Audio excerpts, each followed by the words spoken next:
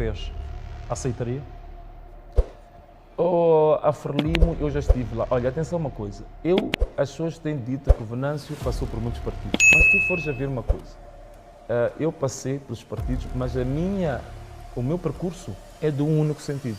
Nunca voltei para trás. Eu não voltaria para trás de forma absolutamente nenhuma. Digo-te mais, Luciano, a ser namorado pela Frelimo sempre foi o denominador comum desde que eu me meti na política.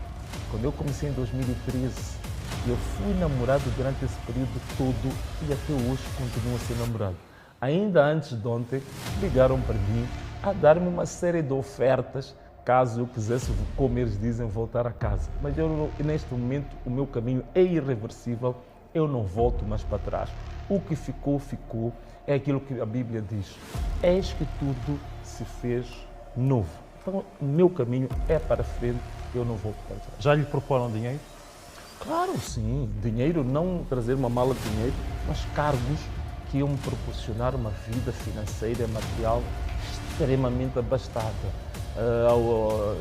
Cargos, benefícios, honras, tudo isso já me foi colocado na mesa e até já falei disso publicamente, nunca tive problemas nenhum de falar disso, mas conforme eu disse, Luciano, em nenhum momento eu me envolvi na política porque estava esperançado em ter benefícios materiais, honra, glória com base na política. Pelo contrário, quando eu deixei a vida que eu tinha antes para meter-me na política, eu sempre estive no ponto mais alto da minha carreira. No sistema financeiro, em 2013, eu estava no sistema financeiro e eu fazia parte do maior conselho de crédito de uma das maiores instituições financeiras do país.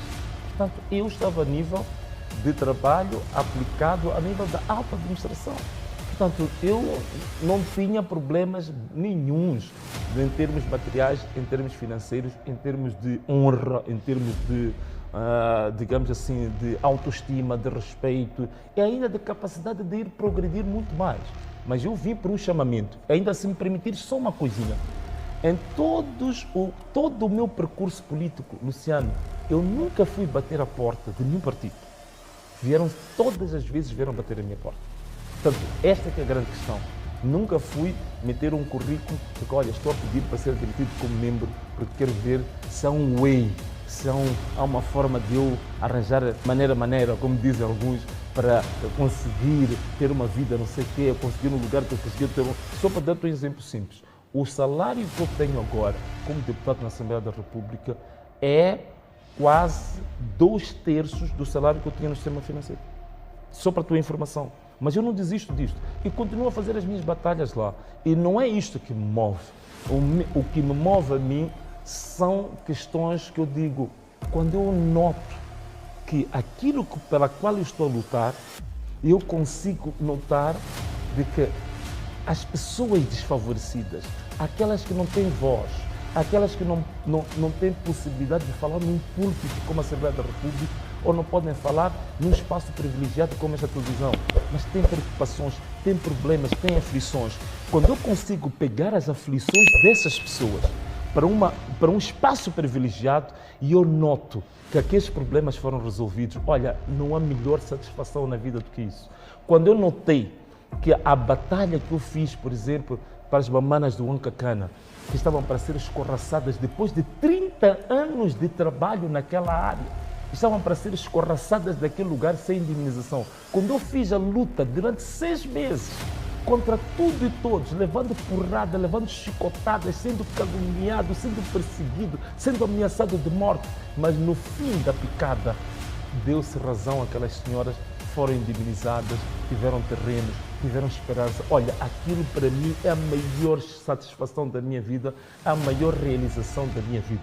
Quando eu consigo um campo de futebol como o campo da Codam, que tinha sido roubado à comunidade, e que eu fiz a luta pelo campo, e o campo foi devolvido à comunidade, que grandes empresas tinham pago mais de 3 milhões de dólares para ficar com aquele espaço, e eu fiz a luta e o campo é devolvido, como foi devolvido o campo de Zichacha, como foi devolvido o campo da Soveste, tantas outras questões que eu estive em grandes batalhas em defesa dos desfavorecidos, em defesa daqueles que não têm voz. Este tipo de resultados, isto dá uma satisfação enorme. Quando eu comecei na Assembleia da República em 2015, fui o primeiro parlamentar que levantou o problema das dívidas ocultas. Quando diziam que as dívidas ocultas não existem. E eu comecei com essa batalha, até os meus colegas da minha própria bancada chamaram-me nomes, disseram que eu estava a exagerar, que eu estava a ter excesso de zelo, que eu estava paranoico, mas depois esta mesma situação das dívidas ocultas veio a dar na primeira comissão parlamentar de inquérito sobre as dívidas ocultas, que se descobriu que foi um grande crime.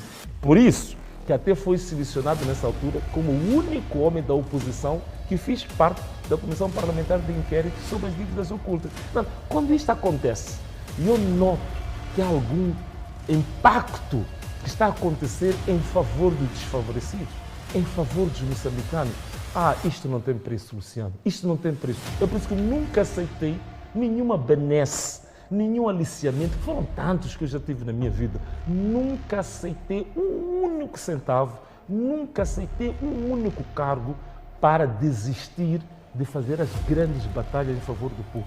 Nunca desisti, nunca aceitei, porque a minha maior satisfação, o meu maior prazer que eu tenho, que eu encontro em mim, é ver alguém que era inútil a se tornar útil, queria dizer.